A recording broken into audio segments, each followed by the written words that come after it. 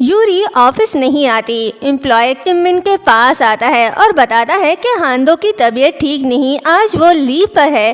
जो सुनकर किमिन परेशान हो जाता है और फौरन उसके घर जा पहुंचता है। जैसे ही यूरी दरवाज़ा खोलती है तो किमिन उसे हग कर लेता है और कहता है, सॉरी मुझे आने में देर हो गई, मैंने सुना तुम बीमार हो, अब कैसे हो तुम? यूरी कहती है, मैं ठीक हूँ, तुम अभी जाओ। भूल गए आज न्यू बिजनेस प्लान का प्रेजेंटेशन है। किमिन कहता है, अभी मेरे लिए तुम इम्पोर्टेंट हो। तो यूरी कहती है, क्या मैं तुम्हारे लिए उससे ज़्यादा इम्पोर्टेंट हूँ?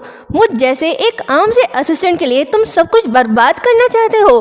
तो किमिन उसका हाथ पकड़कर कहता है, तुम वो शख्स नहीं जो मुझे बर्बाद करे, बल्कि उल्टा तुम तो मेरी हेल्प करते हो। हांदो, तुम ठीक हो ना? क्या कोई ऐसी बात है जो मैं नहीं जानता? तो यूरी कहती है, मैं ठीक हूँ, तुम्हें जल्दी हॉल पहुँचना चाहिए। किमिन कहता है, ठीक है बॉस, मैं जा रहा हूँ, प्रेजेंटेशन अच्छा करके आऊँगा, तुम अपना ख्याल रखना, समझे? ये चला गया। लेकिन यूरी मुश्किल में फंस गई क्योंकि इसने बॉस को किमिन का न्यू बिजनेस प्लान जो नहीं लाकर दिया। वो बॉस के सामने सर झुकाकर खड़ी है, जो कोई और नहीं जिंग चौहान के डैड मिस्टर ली हैं। वो गुस्सा होके यूरी से कहते हैं, तुम्हारी हिम्मत कैसे हुई मेरे पीठ पीछे वाइस प्रेसिडेंट का साथ देने की? दिल तो करा है कि अभी तुम्हें फायर कर दूं, लेकिन पुरानी वफादारी के लिए आखिरी मौका दे रहा हूँ। तभी वहाँ कोई आता है। जब यूरी उसे देखती है तो वो डोंगजिन था, मतलब कि अब ये भी किमिन के अगेंस्ट खड़ा हो गया। यूरी उसे देख शॉक्ड होती है और गुस्से से वहाँ से जा रही होती है तो डोंगजिन भी उसके पीछे जाता है और कहता है, तुम इसलिए नाराज हो क्योंकि मैं तुम्हारे साइड पर हूँ। यूरी कहती है, हाँ मुझे लगा था कि तुम मुझसे मुख्तलिफ हो, मैं समझती थी कि तुम किमिन को दिल से सपोर्ट करते हो और हर हाल में उसका साथ दोगे, फिर अचानक क्यों? डोंगजिन जवाब देता है, क्योंकि अब मेरी ज़िंदगी में किमिन से भी ज़्यादा कीमती चीज़ आ चुकी है और वो हो तुम। और ये बात याद रखना, तुम और किमिन कभी एक नहीं हो सकते। ये सुन यूरी हैरान होकर पूछती है, क्या मतलब है तुम्हारा? तो डोंगजिन कहता है, उसका हाल ये है कि किसी लड़की से सिर्फ नज़र मिल जाए तो सांस अटक जाती है, उसकी पूरा जिस्म फ्रीज हो जाता है, उसे वुमेन फोबिया है। क्या तुम वाकई उसे और तोड़ना चाहती हो? अगर उसे पता चल गया कि तुम सिर्फ लड़की नहीं बल्कि जासूस भी हो तो फिर क्या होगा? किमिन ने सबसे ज़्यादा भरोसा तुम पर किया है और तुमने उसके भरोसे को पैरों तले कुचल दिया। अगर तुम वाकई किमिन का भला चाहती हो तो खामोशी से गायब हो जाना ही तुम्हारी आखिरी मेहरबानी होगी। डोंगजिन की बात यूरी के दिल पर लगी। ये किमिन को मिलने के लिए बुलाती है। किमिन आता है और कहता है, हांदो ने खुद पहली दफ़ा डेट के लिए पूछा, आज क्या हो गया है? क्या कोई ख़ास वजह?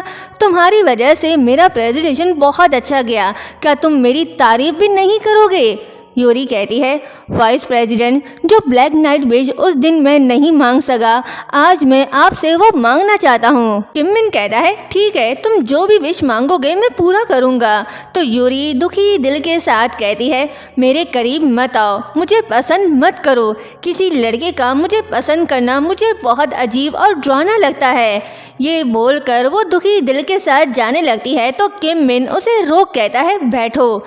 यूरी कहती है, मुझे जो कहना था कह चुकी हूँ। तो किमिन उसे ड्रिंक देता है पीने के लिए।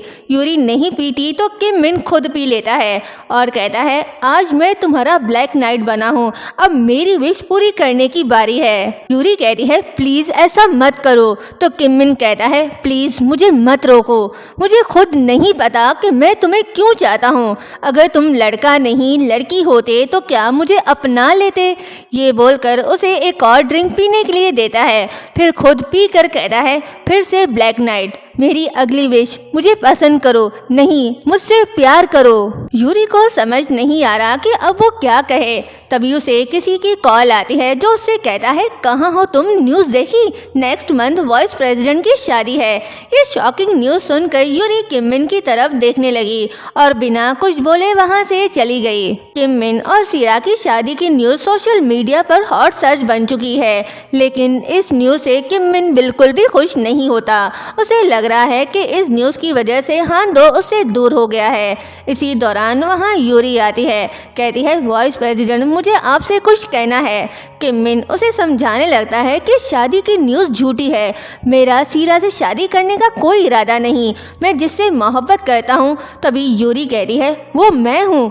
ये हिम्मत करके किम मिन को सच बताने लगती है, कहती है असल बात यह है कि मैं लड़का नहीं बल्कि अभी वो अपनी बात पूरी भी नहीं करती कि तभी अचानक से सीरा वहाँ आ जाती है और यूरी चुप हो जाती है। सीरा भी इस शादी की न्यूज़ से खुश नहीं होती। किम मिन से कहती है अब हम क्या करें, क्या वाकई मुझसे शादी करने का सोच रहे हो? तुम अब भी इसे ऐसे इग्नोर कर रहे हो जैसे कुछ हुआ ही ना हो, कुछ बोलो अब हम क्या करें। किम मिन दो तरफ से प्रेशर में आ गया, एक तरफ शादी की न्यूज़ जो उसकी ग्रैंडमा ने दी तो दूसरी तरफ हांदो से दूरी। सीरा यूरी को ढूंढने लगती है उसे सब समझाने के लिए। जब वो उसे नहीं मिलती तो कहती है वो ज़रूर बहुत शौक में होगा। उधर यूरी डोंगजिन के साथ होती है। डोंगजिन उससे कहता है तुम्हें पहले ही अंदाज़ा होना चाहिए था कि ऐसा होगा। अपनी असल पहचान को आखिरी हद तक छुपा कर रखो क्योंकि सिर्फ इसी तरह तुम उसके पास रह सकती हो। सीरा चुपके से इनकी बातें सुन लेती है। इसे सच पता चल गया कि हांदो लड़का नहीं लड़की है। इसका दिल टूट गया। अब देखना ये होगा कि सच जानने के बाद सीरा क्या करेगी। दूसरी तरफ किम मिन अपने ग्रैंडमदर के पास आता है और साफ कह देता है कि वो अभी शादी नहीं करना चाहता। ग्रैंडमा कहती है ये वो शादी है जो तुम्हें एक न एक दिन करनी ही होगी, इससे बचने की कोशिश मत करो। किम मिन कहता है दादी मैं सीरा से शादी नहीं करना चाहता। ग्रैंडमा गुस्सा होकर कहती है क्या मतलब, तुम्हारे लिए तो सिर्फ सीरा ही ठीक है जिसके पास जाने से तुम बिल्कुल भी नहीं डरते। किम मिन हिम्मत करके सच बोल देता है मुझे किसी और से मोहब्बत है। ये सुन ग्रैंडमा कहती है क्या सीरा के अलावा भी कोई और लड़की है? तो किम मिन कहता है वो लड़की नहीं, मैं जिससे प्यार करता हूँ वो एक लड़का है। इसकी ये बात सुन ग्रैंडमा शॉक्ड। दूसरी तरफ यूरी घर जा रही होती है। रास्ते भर किम मिन के साथ गुजरे लम्हे उसके जहन में बार बार आते रहते हैं। वो उससे मोहब्बत करती है इसलिए यादें उसका पीछा नहीं छोड़ रही। तभी किम मिन की कॉल आ रही है।